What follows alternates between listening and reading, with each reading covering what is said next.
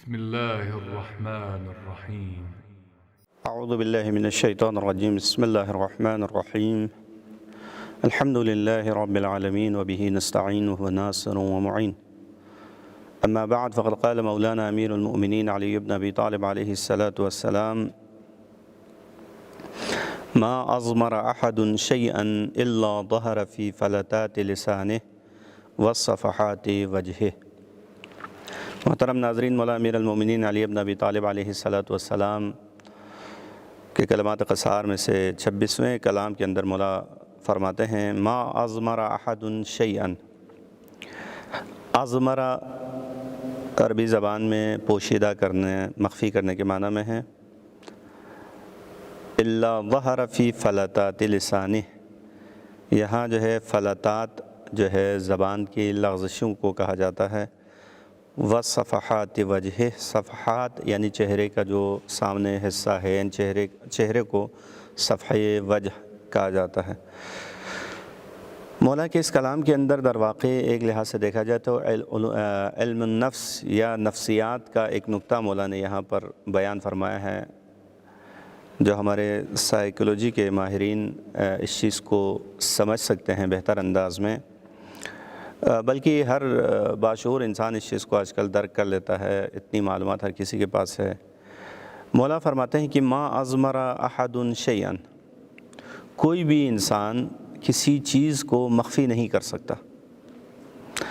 کوئی بھی انسان کسی چیز کو مخفی نہیں کر سکتا.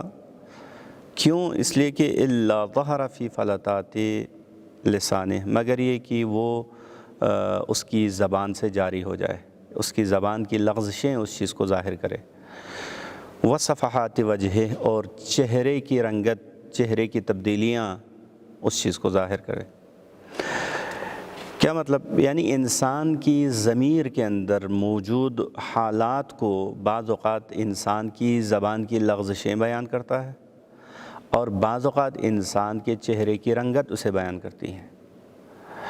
لہٰذا مولا امیر المومنین نے اس کلام کے اندر یہی چیز بیان کیا ہے. مولا کے اس کلام کے اندر در واقع یہ جو ہے نفسیاتی نقطہ ہمارے لیے واضح ہے. اب جب ہم اس کی تشریح میں جاتے ہیں تو ایک نقطہ یہ سمجھ میں آتا ہے کہ جب انسان کے اندرونی جو حالات ہوتے ہیں، غم کی حالت میں، خوشی کی حالت میں، پریشانی کی حالت میں، کوئی بھی جو انسان کے اندرونی جو کیفیتیں ہوتی ہیں، یہ کیفیتیں، ان کیفیتوں کا رد عمل بعض اوقات جو ہے وہ اختیاری ہوتا ہے. مثال کے طور پر انسان کسی شیر کو دیکھا اور ڈر گیا. ڈر جو ہے انسان کی اندرونی کیفیت ہے. ڈرنے کی صورت میں وہ بھاگ جاتا ہے. اب یہ بھاگنا جو ہے یہ اختیاری کیفیت ہے. انسان چاہے تو بھاگے، نہ چاہے تو نہ بھاگے، یہ اس کے اختیار میں ہے. تو لہٰذا یہ ایک اختیاری کیفیت ہے. بعض حالات جو ہے اس کے اختیار میں نہیں ہیں. مثال کے طور پر یہ ڈرنے کی صورت میں اس کے جو چہرے کا رنگ اڑ جاتا ہے.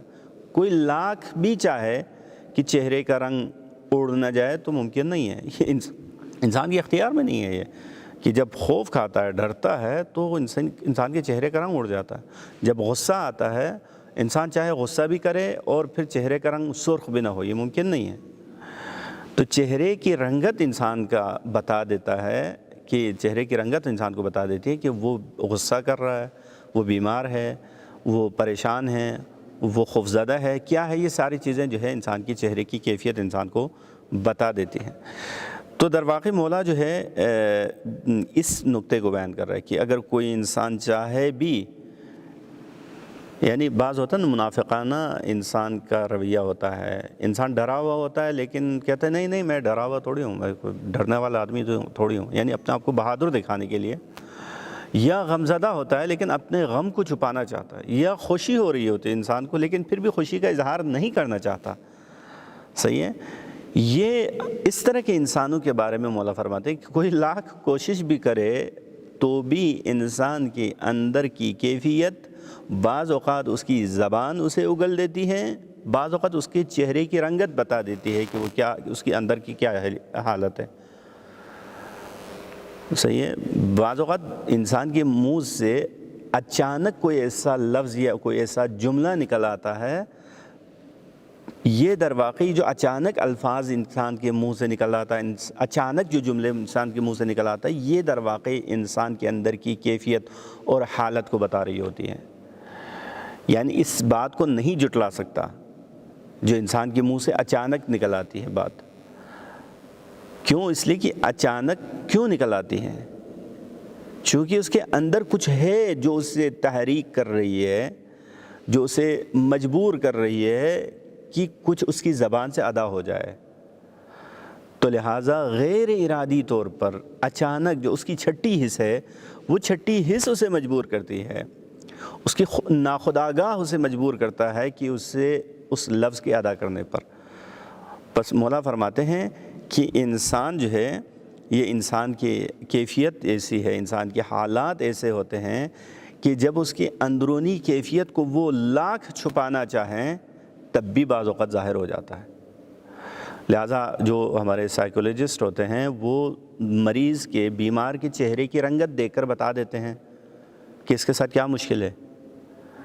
صحیح ہے؟ کیوں؟ اس لیے یا اصلا اس کی گفتگو کرنے کے انداز سے بتا دیتے ہیں کہ اس کے ساتھ اس کے گھر میں کیا رویہ ہوتا ہے۔ کیا ان کے پاس علم غیب ہے کہ ان کے گھر کے اندر ان کا ماں باپ کے ساتھ ان کا رابطہ کیا ہے بچے کا؟ وہ کیسے بتا دیتے ہیں؟ وہ در واقع بچے کی گفتگو سے اندازہ لگا دیتے ہیں، یا بعض اوقات جو ہے بچوں سے جو ہے ڈرائنگ کرواتے ہیں اور بچوں کی ڈرائنگ سے بتا دیتے ہیں کہ ماں باپ کے ساتھ بچے کا تعلق کیا ہے۔ یہ در واقع وہ غیر محسوس حرکتیں ہیں جو انسان سے سرزد ہوتی ہے اور انسان کے اندر کی ضمیر کی باتوں کو اگل دیتی، بتا دیتا ہے انسان کو۔ تو لہٰذا انسان کی چہرے کی رنگت اور انسان کی زبان کی لغزشیں بعض اوقات انسان کے اندرونی حالات کا پتہ دیتی ہے۔ تو انسان یہ نہ سمجھے کہ میرے اندر کی ضمیر سے کوئی آگاہ نہیں ہے۔ بہت سارے لوگ جو ہے ایک دوسرے کی چہرے کی رنگت دیکھ کر پہچان لیتے ہیں کہ اس کے ساتھ کیا مسائل ہیں۔ لہٰذا یہ ایک لحاظ سے دیکھا جائے تو مولا امیر المومنین کی علم کی وسعت ہمیں یہاں سے معلوم ہوتا ہے کہ اس دور میں، جس دور میں لوگوں کو علم النفس اور سائیکولوجی کے بارے میں کچھ پتہ بھی نہیں تھا، وہاں مولا امیر المومنین سائیکولوجی کا یہ بہترین نقطہ اور فارمولہ انسانیت کے حوالے فرماتا ہے۔ والسلام علیکم ورحمۃ اللہ وبرکاتہ۔